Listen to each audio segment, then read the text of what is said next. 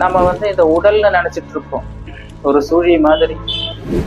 எப்படி ஒரு கடல்ல அந்த தண்ணீரே தான் சுழியாவும் இருக்கு, அலையாவும் இருக்கு, நுரையாவும் இருக்கு. அலை திவலை நுரை கடலில் உதித்து ஒடுங்குமா போல். எல்லாம் கடல்லையே தோன்றி அந்த கடல்லையே மறையுது, அந்த கடல்லையே லயமாகுது. அந்த மாதிரிதான் நம்ம ஜீவன் நினைச்சிட்டு இருக்கோம். அது ஜீவன் இல்லை. ஏன்னா சுழி வேற, கடல் வேற இல்லை. சுழிங்கிறது அந்த கடலின் ஒரு மாறுபட்ட ஒரு தோற்றம், ஒரு தோற்றமா தெரியுது, அவ்வளவுதான். அங்க சுழின்னு ஒண்ணு தனியா எங்கிறத கொண்டு வந்து அங்க வச்சுட்டோமா, தண்ணீரே தான் அங்க சுழியாக காட்சி அளிக்கிறது. அப்போ எல்லாமே அங்க தண்ணீர் தான். தண்ணீரை தவிர வேற எதுவுமே அங்க ரெண்டாவது இல்லை.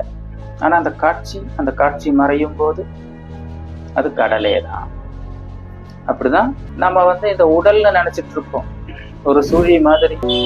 இந்த பஞ்சபூதங்கள் பார்க்கக்கூடிய காணக்கூடிய இந்த பிரபஞ்சம் அனைத்தும் பிரம்மம் தான்.